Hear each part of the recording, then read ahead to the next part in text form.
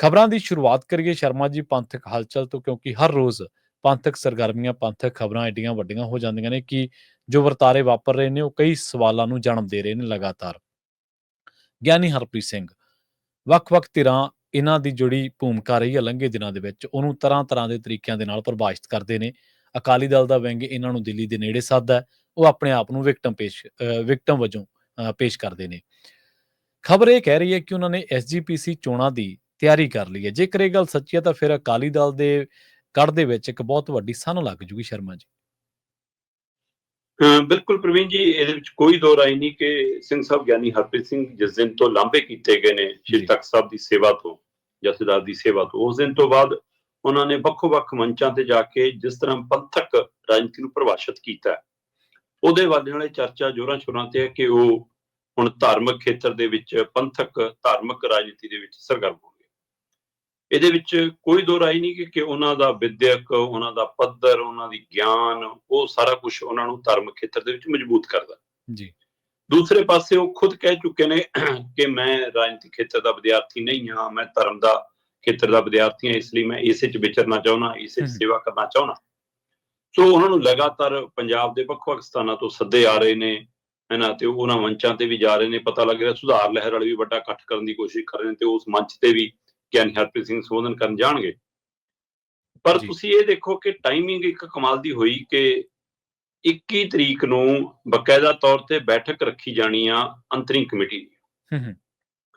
ਜਦੋਂ ਧਾਮੀ ਸਾਹਿਬ ਦਾ ਅਸਤੀਫਾ ਆ ਗਿਆ, ਉਹ ਤੋਂ ਬਾਅਦ 7 ਮੈਂਬਰੀ ਕਮੇਟੀ ਦੀ ਕੱਲ ਬੈਠਕ ਸੀ ਪਟਿਆਲਾ 'ਚ, ਤੇ ਇੱਧਰ ਤੈਅ ਹੋ ਰਿਹਾ ਸੀਗਾ ਕਿ ਅੰਤਰਿੰਗ ਕਮੇਟੀ ਦੀ ਬੈਠਕ ਕਦੋਂ ਬੁਲਾਈਏ, ਕਿਉਂਕਿ ਜਿਹੜਾ ਮਾਰਚ ਮਹੀਨਾ ਬਹੁਤ ਕ੍ਰੂਸ਼ਲ ਹੈ ਸ਼੍ਰੋਮਣੀ ਕਮੇਟੀ ਲਈ ਵੀ। ਇੱਕ ਪਾਸੇ ਬਜਟ ਵਾਲਾ ਮਸਲਾ ਹੈ, ਦੂਸਰੇ ਪਾਸੇ ਪ੍ਰਧਾਨ ਨਹੀਂ ਹੈਗਾ, ਤੇ ਜੇ ਅਜਿਹੀ ਸਥਿਤੀ ਆ ਜਾਵੇ ਤਾਂ 21 ਘੰਟਿਆਂ ਦੇ 72 ਘੰਟਿਆਂ ਦੇ ਅੰਦਰ ਅੰਦਰ ਬੈਠਕ ਬੁਲਾਉਣੀ ਹੁੰਦੀ ਆ।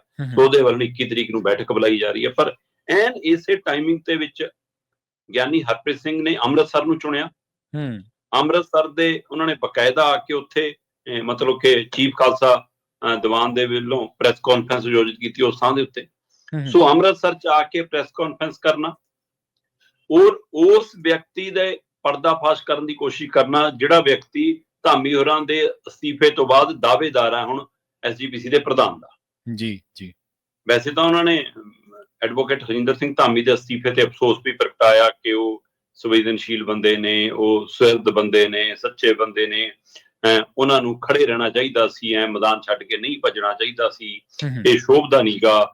ਤੇ ਉਹਨਾਂ ਨੇ ਕਿਹਾ ਜੀ ਇਹ ਸਾਰਾ ਅਕਾਲੀ ਦਲ ਇਹਦੇ ਵਿੱਚ ਸਾਰਾ ਕੁਝ ਜੋ ਗੱਲਾਂ ਉਹਨਾਂ ਨੇ ਕਹੀਆਂ, ਪਰ ਉਹਨਾਂ ਦਾ ਮੁੱਖ ਨਿਸ਼ਾਨਾ ਆਉਣ ਵਾਲੇ ਸਮੇਂ ਦਾ ਅਗਲਾ ਪ੍ਰਧਾਨ ਸੀ, ਕਿਉਂਕਿ ਇਹ ਜਗ ਜ਼ਾਹਰ ਹੈ ਕਿ ਬਾਦਲ ਪਰਿਵਾਰ ਦੇ ਨੇੜੇ ਇਸ ਸਮੇਂ ਜੇਕਰ ਕੋਈ ਹੋਰ ਵਿਅਕਤੀ ਹੈ ਧਾਮੀ ਤੋਂ ਬਿਨਾਂ ਤਾਂ ਉਹ ਰਘੂਜੀਤ ਸਿੰਘ ਵਿਰਕ ਹੈ।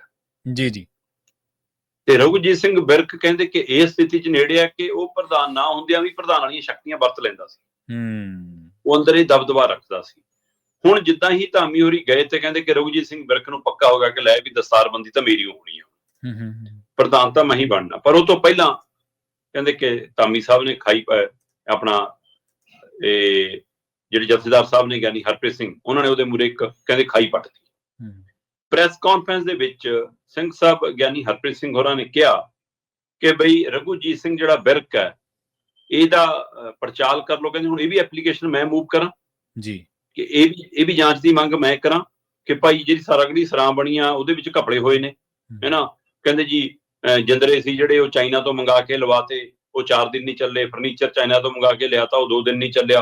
ਕਹਿੰਦੇ ਬਹੁਤ ਬੜਾ ਘਪਲਾ ਹੈ। ਤੇ ਹੋਰ ਉੱਥੇ ਘਪਲਿਆਂ ਦਾ ਹਵਾਲਾ ਦਿੱਤਾ ਉਹਨਾਂ ਨੇ, ਲੰਗਰ ਹਾਲ ਦੀ ਉਸਾਰੀ ਦਾ ਘਪਲਾ ਦਿੱਤਾ ਕਿ ਕਿਹੜੀਆਂ ਕੰਪਨੀਆਂ ਲਿਆਂਦੀਆਂ, ਕਿਹੜੀਆਂ ਉਹ ਕੰਪਨੀਆਂ ਕਦੋਂ ਭੱਜ ਗਈਆਂ, ਕਿਉਂ ਭੱਜ ਗਈਆਂ, ਵਿੱਚ ਵਿਚਾਲੇ ਛੱਡ ਕੇ, ਉਹਦੇ ਪਿੱਛੇ ਕੀ ਘਪਲਾ। ਉਹਨਾਂ ਨੇ ਹਰਿਆਣੇ ਦੇ ਵਿੱਚ ਕੁਝ ਇਮਾਰਤਾਂ ਦਾ ਹਵਾਲਾ ਦੇ ਕੇ ਰਘੂਜੀਤ ਸਿੰਘ ਵਿਰਕ ਨੂੰ ਨਿਸ਼ਾਨੇ ਤੇ ਲਿਆ। ਇੱਥੋਂ ਤੱਕ ਕਿ ਉਹਨਾਂ ਨੇ ਸਿੱਧਾ ਕਿਹਾ ਕਿ ਬਾਦਲ ਟੱਬਰ ਦੀ ਸ਼ਹਿ ਤੇ ਹਰਿਆਣਾ ਦੇ ਵਿੱਚ ਗੁਰਦੁਆਰਾ ਪ੍ਰਬੰਧਕ ਕਮੇਟੀ ਦੇ ਜਨਮਦਾਤਾ ਵਜੋਂ ਜਾਂ ਪੈਰ ਲਵਾਉਣ ਵਜੋਂ ਰਘੂਜੀਤ ਸਿੰਘ ਵਿਰਕ ਦੀ ਉਹ ਭੂਮਿਕਾ ਤੇ ਉਸੇ ਨੂੰ ਬਾਦਲ ਗੋਦੀ ਚੁੱਕੀ ਫਿਰਦੇ ਨੇ।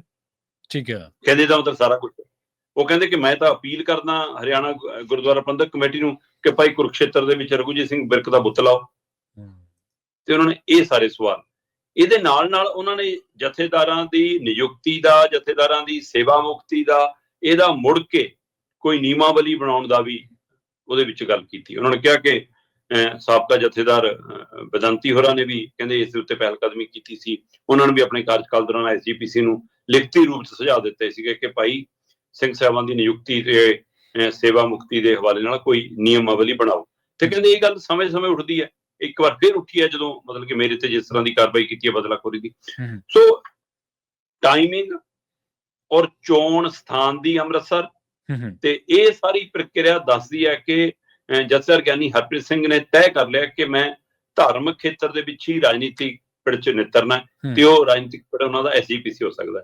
ਬੇਸ਼ੱਕ ਹੁਣ ਰਘੂਜੀਤ ਸਿੰਘ ਬਿਰਕ ਬਣ ਜਾਣ ਜਾਂ ਹੁਣ ਇਹਦੇ ਤੇ ਮੰਥਨ ਹੋਵੇ ਕਿ ਭਾਈ ਕੱਲ ਨੂੰ ਕੋਈ ਹੁਣ ਐਪਲੀਕੇਸ਼ਨ ਨਾ ਆ ਜਾਵੇ ਫਿਰ ਕੀ ਕਰੋਗੇ, ਕੋਈ ਸ਼ਿਕਾਇਤ ਨਾ ਆ ਜਾਵੇ। ਹਾਂ, ਜੇ ਆਪਾਂ ਬਸ਼ਰਮਪਣੇ ਤੇ ਅੜੇ ਰਹਿਣਾ ਫਿਰ ਕੋਈ ਫਰਕ ਨਹੀਂ ਪੈਂਦਾ, ਫਿਰ ਸਾਰਾ ਕੁਝ ਚੱਲੀ ਜਾਣਾ। ਪਰ ਜੇਕਰ ਲੱਗਿਆ ਕਿ ਹਰ ਪਾਸਿਓਂ ਘਿਰ ਰਹੇ ਆ, ਇਸ ਉੱਤੇ ਕੋਈ ਕਦਮ ਚੁੱਕਣਾ ਪੈਣਾ, ਫਿਰ ਪਹਿਲਾਂ ਹੀ ਸੋਚਣਾ ਪਊਗਾ ਕਿ ਉਹਨੂੰ ਬਣਾਈਏ ਕਿ ਨਾ ਬਣਾਈਏ।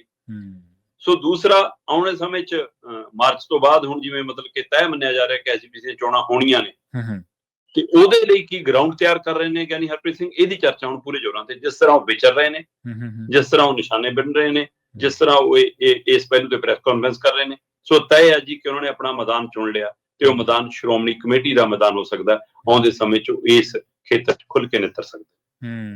ਜੀ ਬਿਲਕੁਲ।